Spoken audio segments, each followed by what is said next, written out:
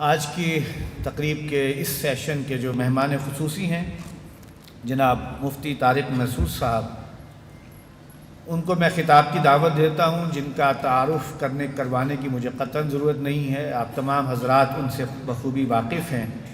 ہمارے آج کے اس پروگرام میں شرکت کے لیے خصوصی طور پر کراچی سے تشریف لائے ہیں، جس کے لیے میں اپنی طرف سے، مرکزی انجمن خدام القرآن کی طرف سے، تنظیم اسلامی کی طرف سے اور تمام حضرات کی طرف سے جو یہاں تشریف فرمائے، میں ان کا تہہ دل سے شکریہ ادا کرتا ہوں کہ آپ نے ہمارے لیے وقت نکالا۔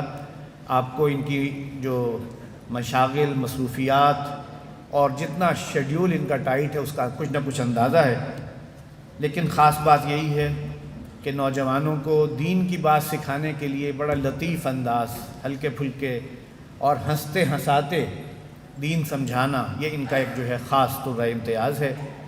باقی علم دین ہمارا جو تراث علمی ہے اس کے ساتھ مضبوط جڑے رہنے کا معاملہ، وہ بھی ان کی شخصیت میں خاص طور سے ہمیں نظر آتا ہے۔ اللہ تعالیٰ ان کی جو حیات ہے اور ان کی جو کاوشیں ہیں ان میں اور برکت عطا فرمائے۔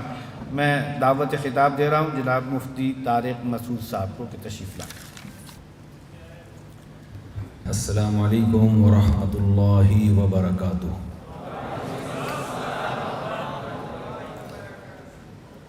اتنی خوش قسم کی علمی مجلس ہے، 15 سے 20 منٹ تو ایسی تقریر انسان خوش دلی کے ساتھ سن لیتا ہے، اس کے بعد پھر مجھے نظر آ رہا ہے آپ کے چہروں پہ بوریت کے آثار۔ السلام علیکم ورحمۃ اللہ وبرکاتہ۔ مفتی طارق مسعود ٹاکنگ اباؤٹ ڈاکٹر اسرار احمد۔ تو طارق مسعود صاحب نے کہا کہ جب میں کہیں جاتا ہوں تو مجھے 4 جگہ سے اجازت لینا پڑتا ہے، اور وہ کہاں جانے کے لیے اجازت لینا پڑتا ہے وہ آپ کو اس ویڈیو میں پتہ چلے گا کہ جہاں بھی ان کو جانا رہتا ہے تو اس کے لیے ان کو اجازت لینی پڑتی ہے۔ تو کیا یہ درست ہے؟ تو آئیے دیکھتے ہیں اس ویڈیو میں کہ وہ کہاں کے لیے اجازت مانگ رہے ہیں اور کیا اجازت ان کو چاہیے۔ اور میرے لیے ایک بہت بڑی مشکل یہ ہے کہ جو کچھ سوچ کے آیا تھا کہ میں یہ بولوں گا وہ مجھ سے پہلے مقررین سب بول چکے ہیں، تو میں بچا ہی کچھ نہیں بولنے کے لیے۔ ہاں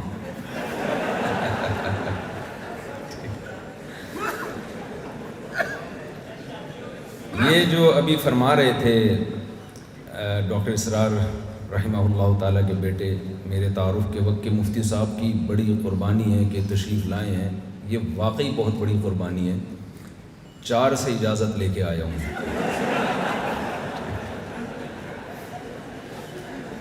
جب آپ کہیں جاتے ہیں، دیکھیں داماد کی مثال سسرال میں ایسے ہے جیسے اسرائیل میں فلسطینی۔ میں جب سفر کے لیے جاتا ہوں تو 4 جگہ سے مجھے پرمیشن لینی پڑتی ہے کہ جانا ہے جانا ہے جانا ہے جانا ہے، چاروں طرف سے۔ پھر میری انکوائری ہوتی ہے کہ اکیلا جا رہا ہے یا کسی کو لے کے جا رہا ہے۔ میں جب نکلا ہوں نا ایئرپورٹ جانے کے لیے تو میری ایک وائف کا میسج آیا تھا کہ مجھے اطلاع ملی ہے کہ دوسری ساتھ میں ہے۔ میں نے قسمیں اٹھائیں کہ یہ بالکل پروپیگنڈا ہے میرے خلاف، غلط خبر ہے۔ چلیں تھوڑی سی تو آپ کے چہروں پہ مسکراہٹ آئی، کچھ میں سمجھتا ہوں وہ بات تھوڑا غور سے سنیں گے آپ لوگ۔ 2015 میں میسج ٹی وی نے مجھ سے انٹرویو لیا تھا کہ آپ کی مشہور شخصیات جو آپ کی نظر میں جو آپ کے لیے فیمس پرسنالٹی ہیں، جن سے آپ بہت زیادہ متاثر ہیں، وہ کون کون ہیں؟ تو میں نے 4 افراد کے نام لیے تھے۔ ایک حضرت مفتی تقی عثمانی صاحب، جن کی علمیت، تواضع اور تقوی کا پوری دنیا میں ڈنکا بجا ہوا ہے۔ واعظ و نصیحت کے اعتبار سے ایک بہترین واعظ، جنہوں نے لوگوں کی زندگیاں پلٹیں اپنے واعظ و نصیحت سے، ان میں حضرت مولانا طارق جمیل صاحب کا نام آتا ہے۔ غیر مسلموں میں جتنے مضبوط طریقے سے کام کیا اور دھڑا دھڑ غیر مسلموں کو اسلام میں داخل کیا، ان کی کتابوں کے ریفرنسز اس طرح سے یاد کرنا، قرآن کی آیتوں کے حوالے یاد کرنا، اس میں اللہ تعالیٰ نے ڈاکٹر ذاکر نائک کو بہت بڑی فضیلت دی ہے۔ چوتھی شخصیت قرآن کے حوالے سے، قرآن سے لوگوں کو آگاہ کرنا، قرآن کے وہ مضامین جن پہ بات چیت ہم نے چھوڑ دی تھی۔ ہمارے ہاں تو ہر شخص قرآن سے اپنے مطلب کی چیز نکال رہا ہوتا ہے، تو قرآن کے عمومی مضامین جس کو قرآن نے بہت زیادہ فوکس کیا ہے، ان مضامین کو ہائی لائٹ کرنا، اجاگر کرنا، پبلک کے سامنے لانا، اور اس انداز سے لانا جو پبلک چاہتی ہے۔ اس میں میرا خیال ہے، یہ میری ایک اجتہادی رائے ہے، کوئی اختلاف کر سکتا ہے اس سے، میرا خیال ہے کہ اللہ نے اس میں ڈاکٹر اسرار رحمہ اللہ تعالیٰ کا کوئی ثانی بر صغیر میں پیدا نہیں کیا۔ میں بھی پہلے بدگمانیوں کا شکار تھا، تنظیم اسلامی سے متعلق، انجمن خدام القرآن سے متعلق، کیونکہ ظاہر ہے جب آپ ملتے نہیں ہیں، گیدرنگ نہیں ہوتی، تو بدگمانیاں بہت پھیلائی جاتی ہیں۔ میرا بھی یہی خیال تھا جو مفتی حسین خلیل خیل صاحب جو جامعۃ الرشید کے، اچھا یہ جو میں یہاں پر آیا ہوں یا مفتی حسین خلیل خیل صاحب آئے ہیں، تو آپ یہ نہ سمجھیں یہ دو شخصیتیں ہیں، یہ جامعۃ الرشید ہے، پورا ادارہ ہے جو اس کانفرنس میں شرکت کے لیے آیا ہے۔ تو مفتی حسین خلیل خیل صاحب نے جیسے بتایا کہ ہمارے جو دینی مدارس ہیں نا، میں یہ بات اس لیے کروں گا کہ مجھے دینی مدرسوں میں بھی بہت زیادہ سنا جاتا ہے، انہی کا آدمی ہوں میں، مدرسے سے فارغ مولوی ہوں، تو جتنی گالیاں لوگ مولویوں کو دیتے ہیں وہ سب ہم پہ ہی پڑ رہی ہوتی ہیں، مولوی ایسے، مولوی ایسے، مولوی ایسے، مولوی ایسے، تو میں لوگوں سے کہہ رہا ہوں مجھے کہہ رہی ہے ایسے۔ تو چونکہ ہمیں مولوی سنتے ہیں،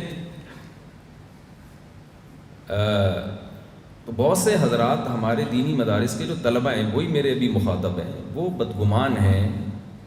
اصل میں ہوتا یہ ہے کہ جب بھی کوئی نیا اسکالر آتا ہے نا جو ایک یونیک اسٹائل سے کام کرتا ہے، تو اکثر یہ دیکھا گیا ہے کہ وہ دین کی بنیادیں کھوکھلا کرنا شروع کر دیتے ہیں، لبرلزم کی طرف سوسائٹی کو لے جاتے ہیں، اباحت پسندی کا شکار ہو جاتے ہیں، پردے کے مسائل میں، داڑھی کے مسائل میں اور سود کے مسائل میں، بجائے اس کے کہ آپ سود کے خلاف کام کریں، آپ نے سودی کو حلال کر دیا۔ آپ دیکھ لیں ایسے اسکالرز آپ کو مل جائیں گے جن کے ہاں سود، وہ جی ونس اپون اے ٹائم سود حرام تھا، وہ یہ وہ والا سود نہیں ہے، وہ پرانا والا سود نہیں اب رہا۔ تو ڈاکٹر اسرار رحمہ اللہ تعالیٰ کے بارے میں ہمارا پاس دینی طبقہ یہ بدگمان ہے کہ وہ بھی کوئی اباحت پسندی کی طرف تھے یا کوئی لبرل یا ماڈرن اسلام لانا چاہتے تھے۔ تو میں پوری ذمہ داری کے ساتھ اپنے طلباء سے یہ بات کہنا چاہتا ہوں کہ ایسا بالکل بھی نہیں۔ اور آپ نے کسی درخت کا پتہ لگانا ہو نا کہ یہ کھجور کا درخت ہے، یہ آم کا درخت ہے، یہ جی کیلے کا درخت ہے، اب اختلاف ہو گیا دو آدمیوں کا، ایک کہہ رہا ہے یہ آم کا درخت ہے، وہ کہہ رہے نہیں یہ پیپل کا درخت ہے، تو ہم کہیں گے بھائی پھل آنے دو، میں سمجھا پا رہا ہوں اپنی بات، بور تو نہیں ہو رہے آپ؟ وہ آپ کیا کہیں گے بھائی ذرا پھل آنے دو، اگر آم نکلا تو یہ آم کا درخت ہے، اس میں اگر وہ پیپل کے پھل پیدا ہوئے تو کس کا درخت ہے؟ یہ پیپل کا درخت ہے۔ اگر اس میں پپیتا نکلنا شروع ہو جائے تو کس کا درخت ہے؟ تو پپیتے کا درخت ہے۔ ڈاکٹر اسرار رحمہ اللہ تعالیٰ نے جو ٹیم تیار کی ہے، جو پھل تیار کیے ہیں، ان میں ہمیں وہ لبرلزم نظر نہیں آتا۔ شجاع الدین شیخ صاحب بیٹھے ہوئے ہیں ماشاءاللہ، اتنی بڑی داڑھی ہے، صبح ایئرپورٹ میں میرے ساتھ تھے کراچی کے امیر، حضرت کا نام بھول گیا ہوں میں، عطاء الرحمان صاحب، مجھے صرف اپنے سسرالیوں کے نام پتہ ہیں، باقی اتنے زیادہ ہیں کہ اب مزید اسپیس بچی نہیں۔ میں لوگوں سے کہتا ہوں کہ میرے حوصلے کو داد دو، ہول سیل کے حساب سے سالے ہیں میرے، ہول سیل۔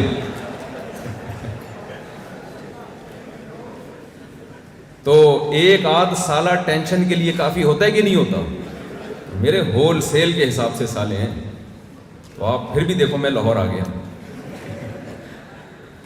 تو حضرت سے بات ہو رہی تھی، تو ماشاءاللہ ان کی ایکٹیویٹیز دیکھی ہم نے، داڑھی دیکھیں ماشاءاللہ، آج کل تو نئے دیکھیں، میں کوئی جو داڑھی جس کی نہیں ہے اس کو برا نہیں کہہ رہا میں، لیکن آپ داڑھی کا ہی انکار کرنا شروع کر دیں, ماڈرن اسلام ایسا ایک تصور پیش کریں, پردے کا ہی انکار کرنا شروع کر دیں, یا پردے کے احکام میں اتنی تبدیلیاں کہ وہ پردہ اور ہونا نہ ہونا برابر ہو گیا. تو علماء نے چونکہ دیکھا کہ جو بھی کوئی نئے اسکالرز آتے ہیں ایک الگ اسٹائل سے کام کرتے ہیں, تو پھر وہ لبرلزم کی طرف اور اہل مغرب کو خوش کرنے کی کوشش میں لگ جاتے ہیں. یہاں ان کی تقریریں کچھ اور ہوتی ہیں, وہاں جا کے کچھ اور. کسی نے جہاد کا انکار کر دیا. ڈاکٹر اسرار احمد رحمہ اللہ تعالی, ان کا پھل جب آپ دیکھیں گے, جو افراد تیار کیے ہیں تنظیم اسلامی نے یا انجمن خدام الاسلام نے, خواتین میں جس طرح سے پردے کو پروموٹ کیا ہے. میں تو ان سے کہہ رہا تھا کہ میں نے جب یہاں پردہ دیکھا, میں شجاع الدین شیخ صاحب کے یہاں وہاں گیا کراچی میں, تو میں نے کہا بھائی تھوڑا ہلکا ہاتھ رکھیں, تھوڑا سا ماڈرن خواتین کے لیے بھی کوئی اسپیس رکھیں, کہ یعنی ماشاءاللہ بہترین ماحول نظر آیا. تو یہ میرا میسیج ہے دینی مدارس کے طلباء کے لیے. ہمارے طلباء کو یہ بھی اشکال ہوتا ہے کہ شاید کوئی نیا فقہی مذہب نکال رہے ہیں, کوئی 5واں یا 6ٹھا, کیونکہ یہ بھی ایک نئے جو اسکالرز آتے ہیں نا, لیبل یہ لگاتے ہیں کہ ہم فرقہ واریت کو ختم کر رہے ہیں, لیکن در حقیقت وہ ایک نیا فرقہ پیدا کر رہے ہوتے ہیں. یہ ایک بڑا مسئلہ ہے کہ جب بھی کوئی نیا آ رہا ہے نا, کوئی ایک نیا فرقہ ایجاد ہوا تھا 1980 میں نام نہیں لوں گا تاکہ ہمارا یہ ٹاپک, یہ جو ہماری مجلس ہے, یہ کسی کوئی اختلاف اور اس کی طرف نہ جائے. تو آئے اور کہنے لگے کہ یہ اتنے سارے فرقے بنے ہوئے ہیں, کیا دیوبندی, بریلوی, اہل حدیث, حنفی, شافی, مالکی, سب ختم کرو یار, ایک آ جاؤ قرآن حدیث. ہم نے بٹھایا ان کو, چائے وائے پلائی, تو ہم نے کہا یہ جو آپ نئی چیز مارکیٹ میں لائے ہو, تو اس کا نام کیا؟ انہوں نے نام بھی بتا دیا. میں نے کہا یہ تو 4 5 6 تو 7واں بھی ہو گیا, تو ختم تو نہیں ہوا نا, یہ کیا ہو گیا؟ یہ تو 7واں آپ نے پیدا کر لیا, اس سے ختم تھوڑی ہوگا. ختم اس طرح سے ہوگا جو یہ مجلس ہے, اس میں ہر مکتبہ فکر کے لوگ ہیں, اور اسلام کی بنیاد پہ سب کیا ہو جائیں, متفق ہو جائیں. اس طرح سے تو چیزیں ختم ہوں گی. میں دینی مدرسوں سے تعلق رکھتا ہوں, میں یہاں پر آیا ہوں, میں آپ کو پروموٹ کروں. میں نے شجاع الدین شیخ صاحب کا انٹرویو اپنے چینل سے صرف اس لیے نشر کیا تھا پوری ذمہ داری کے ساتھ, تاکہ نوجوان ان کے ہاتھ پہ بیعت ہوں. مجھے پتا تھا جو کام یہ کر رہے ہیں شاید اس اسٹائل میں نہیں کر سکتا وہ کام, اسی وجہ سے میں نے ان کا وہ دعوت نامہ اور ان کا بیعت نامہ وہ بھی شائع کیا. ہم ایک دوسرے کے معاون اور مددگار بنیں, نہ کہ ہم ایک دوسرے کی ٹانگیں کھینچنا شروع کر دیں. لیکن ہم اتنے براڈ مائنڈڈ بھی نہ ہو جائیں کہ سب کچھ ہی ہضم ہو. کچھ اسلام کی کچھ بیسکس ہیں, ان پہ ہم نے کسی قیمت پہ کمپرومائز نہیں کرنا. وہ بیسکس کیا ہیں؟ میں اس کی ڈیٹیل میں جاؤں گا, بات لمبی ہو جائے گی. وہ بیسکس یہ ہیں کہ جب ہم کسی غیر مسلم کو مسلمان کرتے ہیں تو کون سے عقائد اس کی زبان سے کہلواتے ہیں؟ اس میں کیا وحدت الوجود آتا ہے؟ بھائی ایک ہندو آیا کسی مولوی صاحب کے ہاتھ پہ مسلمان ہونے کے لیے, میرے پاس آیا فرض کریں, میں اس سے کیا کہلواؤں گا؟ بھائی سب سے پہلے میں کہلواؤں گا, کہو بھائی میں گواہی دیتا ہوں اللہ کے سوا کوئی عبادت کے لائق نہیں ہے, میں گواہی دیتا ہوں محمد صلی اللہ علیہ وسلم اللہ کے بندے اور رسول ہیں, اور جو ضرورات دین ہیں, جنت, جہنم, فرشتے, جنات, ختم نبوت, تقدیر کا عقیدہ, یہ چند باتیں جب ہم اس کی زبان سے اگلوا لیتے ہیں تو ہم یہ سمجھتے ہیں کہ یہ اسلام میں داخل, کمپلیٹ کر لیں سینٹنس آپ, ہو چکا ہے. تو اتنی چیزوں سے ہم کیوں اسلام میں داخل نہیں ہو رہے؟ ہمیں اس سے آگے جانے کی کیا ضرورت ہے؟ نہیں ہے میرا خیال بات. تو ہمارے لیے بھی اتنا کافی ہے نا. جو غیر مسلم دوسری انتہا پہ تھا اس کو اس طرف لانے کے لیے تو چند عقیدے ہیں, اور جو اندر پہلے سے موجود ہے اس کو باقی رکھنے کے لیے اس پر اتنا برڈن ڈالا ہوا ہے کہ اس کو اس پر بھی ایمان لانا ہے, اس پر بھی ایمان لانا ہے. ایک صاحب مجھے کہہ رہے ہیں پنجاب میں نا حیات النبی ممات النبی کے بڑے پھڈے چلتے ہیں. ایک صاحب مجھ سے الجھ پڑے بہت زیادہ. میں نے کہا بھائی مجھے اس بحث میں نہ الجھاؤ یار, ہم سیدھے سیدھے ابھی شادیوں وادیوں کے کام باتیں کر رہے ہیں, لوگوں کو اس پہ لا رہے ہیں زنا سے, تم کیا حیات النبی ممات النبی میں الجھا دیا تم نے مجھے. کہنے لگے یہ بہت ضروری عقیدہ ہے, قبر میں اس کے بارے میں سوال ہوگا. میں نے کہا مجھے بتاؤ تمہاری بیوی کو کیا ہے پتہ ہے حیات النبی اور ممات النبی کا؟ کہہ رہے وہ بیچاری کو کیا پتا. تو میں نے کہا وہ مسلمان ہے یا نہیں ہے؟ کہ ہاں ہے, تبھی تو میرا نکاح باقی ہے. تو میں نے کہا پھر مجھے بھی نہیں پتا, مجھے بھی مسلمان سمجھ لو بھائی, مجھے بھی نہیں پتا. کچھ پھڈے جو ہے نا وہ مذہبی اسکالرس کے لیے رکھیں لڑنے کے لیے, ان کو لڑنے دیں, آپ نہ لڑیں. قبر میں مردے سنتے ہیں نہیں سنتے ہی بڑا پھڈا چلتا ہے. کل ایک صاحب آئے اور وہی بات کی کہ قبر میں مردے سنتے ہیں. میں نے کہا یار یہ مذہبی اسکالرز یا علماء کے لیے رکھو یہ مسئلہ. میں نے کہا اگر سنتے بھی ہیں تو آپ نے کیا رپورٹ پیش کرنی ہے ابا کی قبر پہ جا کے کہ یہ ہو رہا ہے یہ نہیں ہو رہا؟ کیا کرنا ہے آپ نے سننے نہ سننے سے؟ بھائی اگر سنتے ہیں فرض کر لو تو کیا کرنا کیا ہے آپ نے؟ وہاں جا کے آپ رپورٹ پیش کریں گے ابا بہو یہ کر رہی ہے آپ کی, اور اماں نے دوسری شادی کر لی مفتی صاحب کا بیان سن کے. اتنی اہم خبریں آپ ابا کو نہیں دیتے. کتنی اہم رپورٹ ہے نا, قیامت کے دن ابا پوچھیں گے ابے اتنے بڑے بڑے واقعات ہو گئے تو نے مجھے آگے بتایا نہیں. بھائی پریکٹیکل لائف میں اس کا کوئی تعلق نہیں ہے. بلکہ اگر مردے نے سن کے رپلائی کر دیا نا تو وہی ہوگا جو عبد الغفور کے ساتھ ہوا تھا. سنا دوں وہ چٹکلا تھوڑا سا. میں کراچی ایئرپورٹ پہ تھا تو وہاں آفیسر مجھ سے ملنے کے لیے آئے, جو سیکیورٹی کے سب سے بڑے آفیسر تھے نا. ایسے لگ رہا تھا جیسے میرے انتظار میں ہے کہ مفتی صاحب کبھی ایئرپورٹ آئیں تو پکڑوں میں.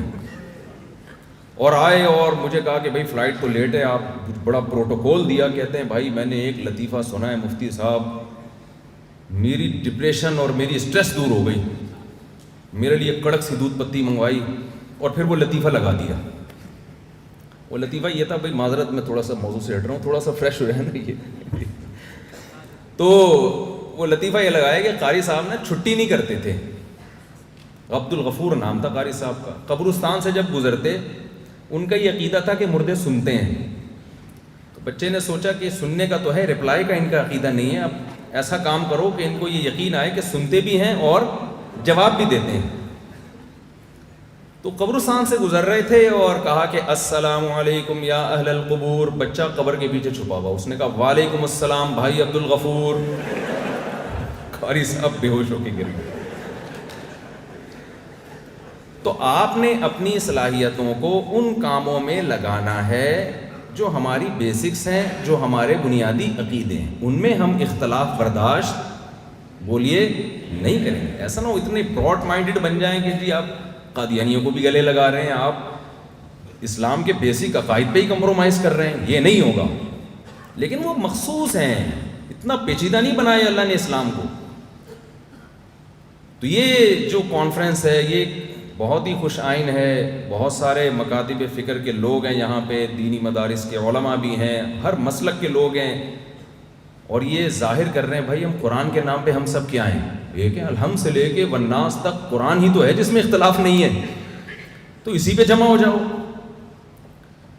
تو ڈاکٹر اسرار رحمہ اللہ تعالیٰ کو جو اللہ نے فضیلت دی چند چیزوں میں, جو قرآن کے دروس ان کے اتنے زیادہ مقبول ہوئے. نمبر 1, انہوں نے قرآن کی دعوت کو عام کرنے کے لیے اس دور میں جدید ترین ذرائع کا بھرپور استعمال کیا. اس سے ان کے مینٹل لیول کا پتہ چلتا ہے. بعض دفعہ محنت بہت ہوتی ہے, آؤٹ پٹ اس کا 0. اس میں ہمارے لیے یہ میسج ہے کہ ہم بھی قرآن کی دعوت کو عام کرنے کے لیے جدید ذرائع کا زیادہ نہیں بلکہ بھرپور استعمال کریں. بھائی محمد احمد صاحب جو مجھے ایئرپورٹ پہ لینے کے لیے گئے, میں نے ان سے کہا کہ آپ ڈاکٹر اسرار صاحب کے جو سوشل میڈیا پہ یوٹیوب کے چینل ہے یا فیس بک, اس پہ بہت زیادہ محنت کی ضرورت ہے. بہت سارے ایسے طریقے ہیں سبسکرائبر کو بڑھانے کے لیے, ویڈیو کو زیادہ سے زیادہ وائرل کرنے کے بہت سارے طریقے ہیں. شارٹ کلپ بنائیں, پوری ٹیم اس کے لیے ہونی چاہیے جس کا صبح و شام کام ہی یہی ہو. آپ اس دور میں تبلیغ کے لیے اگر گدھے پہ بیٹھ کے جائیں اور دلیل یہ دیں کہ ہمارے نبی صلی اللہ علیہ وسلم اونٹ پہ یا گدھے یا گھوڑے پہ بیٹھ کے تبلیغ کے لیے تشریف لے گئے تھے, تو کیا یہ دلیل صحیح بنے گی؟ ظاہر ہے اس دور کا ایک جدید ذریعہ گھوڑا تھا, اونٹ تھا. آج کا جدید ذریعہ الیکٹرانک میڈیا ہے.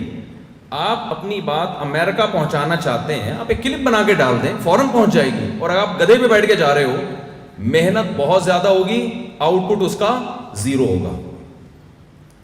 تو ڈاکٹر اسرار رحمہ اللہ تعالیٰ کا سب سے پہلا کارنامہ یہ تھا کہ جس وقت لوگ ان جدید ذرائع سے دور بھاگتے تھے، انہوں نے اس وقت ان جدید ذرائع کا بھرپور استعمال کیا، جس کی برکتیں آج ہمیں نظر آ رہی ہیں۔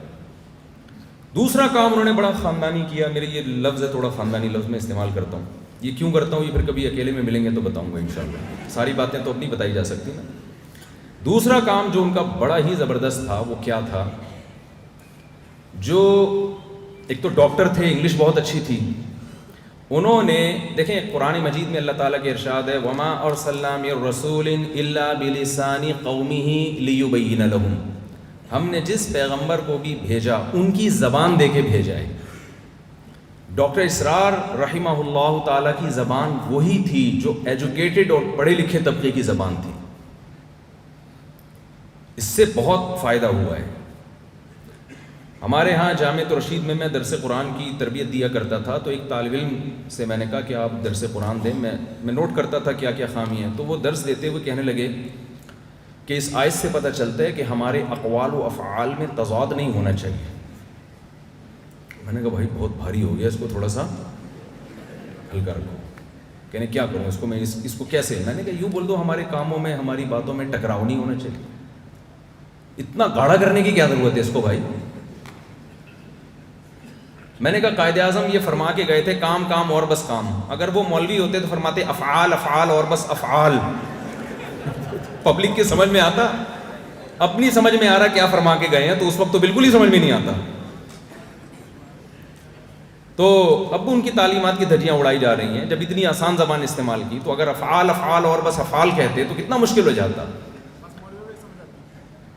تو جو ایلیٹ طبقہ ہے اس کی جو زبان تھی، ان کا جو مینٹل لیول تھا، اس پہ آ کے انہوں نے بات کی ہے، جس سے جو ایلیٹ طبقہ ہے، وہ طبقہ جس کے ہاتھ میں قوم کی نبض ہے، اس پر انہوں نے محنت کی ہے۔ ایک پڑھے لکھے طبقے کو دین کی طرف لے کر آئے ہیں۔ موسیٰ علیہ السلام کو اللہ تعالیٰ نے ڈائریکٹ فرعون کی طرف بھیجا، عام لوگوں کی طرف نہیں بھیجا، کیونکہ وہ طبقہ جس کے ہاتھ میں قوم کی نبض ہوتی ہے وہ ٹھیک ہو جائے تو نیچے کا طبقہ آٹومیٹیکلی ٹھیک ہو جاتا ہے۔ الناس علی دین ملوکہم۔ جلدی سے بات کو سمیٹ کے میں ختم کر رہا ہوں، یہ ایک ان کی بڑی خوبی تھی۔ تیسری خوبی ان کی جو دروس میں آپ کو نظر آئے گی ان کے درس قرآن میں، ان مسائل کو ہائی لائٹ کیا جو سوسائٹی کی ضرورت ہے۔ بارات کا مسئلے پہ عام طور پہ ہم نے نہیں دیکھا کوئی بولتا، جو لڑکیاں بوجھ بن گئی ہماری سوسائٹی پہ، 6 بیٹیاں ہیں، جہیز الگ اور ہر ایک کی بارات کا کھانا وہ الگ۔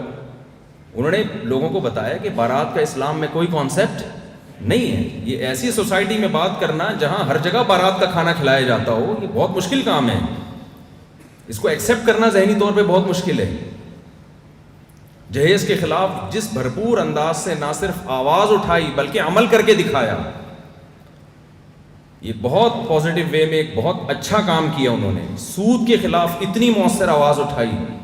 آج آپ کو جب بھی کہیں بات چلتی ہے، سپریم کورٹ میں سود کا مسئلہ آیا تو آپ کو تنظیم اسلامی کے کارکن بہت متحرک نظر آتے ہیں۔ اس میں جناب شجاع الدین شیخ صاحب کو بھی اللہ جزائے خیر دے، ان کا بھی بہت بڑا دخل ہے، اور شجاع الدین شیخ صاحب کی ایک بہت بڑی خدمت ہے جو لوگوں کی نظروں سے اوجھل ہے۔ KPK میں جو قرآن مجید نصاب میں شامل ہوا اور نصاب میں جو بہت حد تک اچھی تبدیلی ہوئی، اس میں ماشاءاللہ شجاع الدین شیخ صاحب کا بہت زیادہ دخل ہے۔ تو یہ بھی ایک پھل ہے جو ڈاکٹر اسرار رحمہ اللہ تعالیٰ کا کہ درخت کے نکلے ہوئے پھل ہیں۔ میں چونکہ زیادہ میرا سلام تو ان سے ہی رہی ہے تو ان کی کچھ خدمات سے میں متعارف ہوں۔ ان کی یہ خدمت تو بڑی خطرناک قسم کی تھی، لیکن میں بتا دیتا ہوں۔ بہت سارے لوگ میرا بیان نہیں سنتے تھے، ہمارے محلے کے تھے، سنتے نہیں تھے۔ میں نے کہا آپ کبھی جمعے میں نظر نہیں آئے؟ انہوں نے کہا شجاع الدین شیخ صاحب کا بیان آپ سے اچھا ہوتا ہے، ہم وہاں سننے جاتے ہیں۔ سمجھ رہے ہیں؟ تو وہاں سننے جاتے ہیں۔ تو اب کرنا کیا ہے دیکھیں، یہ اور بھی کچھ اس جو ڈاکٹر اسرار رحمہ اللہ تعالیٰ کے درس کی کچھ خوبیاں ہیں، اور ایک چوتھی خوبی کہ انہوں نے صرف درس دینے پر اکتفا نہیں کیا۔ اگر وہ صرف درس قرآن دیتے، باقاعدہ انجمن خدام الاسلام کے نام سے تنظیم بنا کے پورا جال نہ بچھاتے دروس کا، تو ڈاکٹر اسرار رحمہ اللہ کے دنیا سے جاتے ہی وہ دروس کا سلسلہ ختم۔ تو یہ درخت نہ ہوتا جو وہ لگا کے جاتے۔ انہوں نے پورا ایک نیٹ ورک بچھایا، اور اتنا مؤثر نیٹ ورک، تراویح کی 20 رکعتوں میں ہر 4 رکعت کے بعد پورا خلاصہ. ہمارے یہاں تو تراویح کی 20 رکعتیں گزارنا لوگوں کے لیے مشکل ہوتا ہے. امام 4 رکعت کے بعد تھوڑا سانس لمبا لے لینا تو لوگوں کو ہوتا ہے پیچھے سے چلو بھائی شاباش کھڑے ہوں، گھڑی کو دیکھ رہے ہوتے ہیں کہ ہم نے بس نکلنا. اتنے لوگوں کے رمضان میں مقابلے ہوتے ہیں، تمہارے یہاں تراویح کتنے بجے ختم ہوتی ہے؟ 9:30. اب ہمارے تو 9:25 پہ ہوتی ہے. یہ چلتا ہے کہ نہیں چلتا؟ ابے اس مسجد میں تو 9:15 پہ بھائی سب فارغ. یہ مقابلے ہوتے ہیں تراویح میں، 5-5 منٹ پہ لوگ خوش ہو رہے ہوتے ہیں کہ ہمارے یہاں 25 پہ ہو رہی ہے، 9:25 پہ ختم. تو جس نماز میں لوگ اتنا بھاگنے کی فکر میں ہوں، وہاں اتنی بڑی تعداد کو، خواتین کو، مردوں کو بٹھانا اور 4 رکعت کے بعد پورا خلاصہ پیش کرنا، اور لوگوں کا اس خلاصے کو شوق سے سننا، بلکہ آنا، اور 3-3 4-4 بجے جا کے تراویح کا ختم ہونا. یہ سننے والوں کی خوبی ہوگی یقیناً، لیکن جن لوگوں نے ان میں یہ جذبہ بھرا کہ اتنا دیر قرآن سنے وہ بیٹھ کے، میں سمجھتا ہوں وہ لوگ یقیناً قابل تعریف ہیں کہ اتنا لوگوں میں جذبہ پیدا کر دیا کہ قرآن سننے کے لیے اتنا ٹائم نکال کے آ رہے ہیں. 2017 میں بہت زیادہ لوگ میرے پاس آیا کرتے تھے. ہمارے قریب میں تنظیم اسلامی والوں کے یہاں تراویح ہوتی تھی، اس میں خواتین کی بھی بڑی تعداد ہوتی تھی. کچھ لوگوں نے مجھے کہا مفتی صاحب فتویٰ دو کہ خواتین کا گھر سے نکلنا حرام ہے، ناجائز ہے، چاہے وہ تراویح کے لیے آ رہی ہوں. وہ امام حنیفہ رحمہ اللہ کا مشہور قول پیش کیا جاتا ہے کہ فتنے کا خوف ہو تو عورت کہاں رہے گی؟ گھر میں رہے گی. میں نے ان سے کہا میرے بھائی امام حنیفہ بھی زندہ ہوتے ہیں نا، وہ بھی فتویٰ دیتے جب دیکھتے ہیں نا کہ یہ تراویح میں نہیں آ رہی تو تائق روڈ میں جا رہی ہیں، تو وہ بھی کہتے بھائی ان کو تراویح میں لے آؤ. تو یہ تنظیم اسلامی والوں کی خوبی ہے کہ ان کو طارق روڈ جانے سے، یہاں طارق روڈ شاید لاہور والے نہ سمجھتے ہوں، تو یہ تو یہاں کوئی اور رمضان کے آخری عشرے میں تو مارکیٹوں کا ٹائم ہوتا ہے نا. میں نے کہا یہ خوبی ہے میرے بھائی، یہ گھروں میں نہیں رہیں گی، ان کو انہوں نے بازاروں سے نکال کے قرآن سننے کے لیے لے آئے ہیں. تو آپ کیسی عجیب بات کر رہے ہو؟ امام حنیفہ بھی ہوتے تو وہی بات کر رہے ہوتے جو میں کر رہا ہوں. تو یہ چند خوبیاں ہیں. اور میں ایک آخری بات کر کے آپ سے بس اجازت چاہوں گا. دیکھیے جو دنیا سے جا چکے ہیں ہم ان کو یاد کر کے روتے ہیں، وہ ایسے تھے، وہ ویسے تھے، اللہ ان کے درجات بلند کرے. جو زندہ ہوتے ہیں ان کی قدر نہیں کرتے. ڈاکٹر اسرار رحمہ اللہ تعالیٰ نے جو درخت لگایا، وہ درخت الحمدللہ انجمن خدام الاسلام اور تنظیم اسلامی کی شکل میں آج بھی موجود ہے، وہ تھوڑی ختم ہوا ہے. تو ہم کو چاہیے ہم ایک دوسرے کا دست و بازو بن کے جتنے بھی دین کے شعبے ہیں ایک دوسرے کو سپورٹ کر کے ان شعبوں میں آگے بڑھنے کی کوشش کریں، اور ہر شعبے کو آگے بڑھانے کی کوشش کریں. جو لبرل لوگ ہیں، جو سیکولر قوتیں، جو ملحد لوگ ہیں، ان کا کوئی فرقہ نہیں ہے، وہ سب متحد ہیں خدا کے انکار پر، بے پردگی، زنا، ہومو سیکسولیٹی، ان چیزوں کو پروموٹ کرنے میں وہ سب متفق ہیں. اس میں ان کا نہ کوئی دیوبندی ہے، نہ بریلوی ہے، نہ اہل حدیث ہے، نہ حنفی، نہ شافعی. وہ سب مل کے محنت کرتے ہیں. اور ہماری جب مسئلہ آتا ہے زنا کے خلاف آواز اٹھانے پر، تو یہ چونکہ دیوبندی ہے تو میں چونکہ گرین چینل والا ہوں میں نہیں جا رہا، میں یہ گرین والا ہے تو میں چونکہ وائٹ چینل والا ہوں میں نہیں جا رہا، یہ تنظیم اسلامی کا ہے میں چونکہ جماعت اسلامی کا ہوں تو میں. مجھے ایک صاحب نے پوچھا کہ ایک لڑکی کا رشتہ ہے، میرے لیے جماعت اسلامی کی ہے تو کر لوں؟ میں نے کہا جماعت غیر اسلامی والے سے کر لو آپ، اسلامی ٹھیک نہیں ہے، غیر اسلامی سے کریں. تو اگر ہم پازیٹیو وے میں اس طرح اسلام کی بیسک اور یہ وحدت الوجود اور یہ اس طرح کی چیزوں کو ہمیں ہائی لائٹ کرنے کی ضرورت ہی نہیں ہے، اٹھانے کی ضرورت ہی نہیں ہے. تلک امۃ قد خلت لہا ما کسبت ولکم ما کسبتم، اس کو ایکسپلین کرنے کی ضرورت ہی نہیں. ہمارے تو بیسک عقائد ہیں، ہم نے اسی کو لے کے چل رہے ہیں. تو میں آخری گزارش کے صاحب سے یہ کروں گا کہ جو جا چکے اللہ ان کی مغفرت فرمائے. اب آپ نے قدر کرنی ہے جو موجود ہیں. انجمن خدام القرآن کے ڈاکٹر عارف رشید صاحب اور تنظیم اسلامی کے جناب شیخ شجاع الدین صاحب اور بھی جو بھی جماعت کے ذمہ داران لوگ ہیں، جو نوجوان طبقہ ہے، ان کے ساتھ جڑیں، ان سے قرآن سیکھیں. یہاں الحمدللہ عربی گرامر سکھانے کا بھی ایک سیٹ اپ ہے، مجھے پتہ چلا. عربی سیکھیں، قرآن پڑھیں، آگے پھیلائیں. دیکھیں اگر آپ کسی اچھے ویژن کا حصہ نہیں بنے تو شیطان کے ویژن کا حصہ بن جاؤ گے. ان دنیا میں فارغ کوئی بھی نہیں. اگر اچھے کام میں نہیں لگایا تو آپ خود بخود برے کام میں لگ جائیں گے. اللہ تعالیٰ سمجھنے کی، عمل کی توفیق عطا فرمائے. وما علینا الا البلاغ.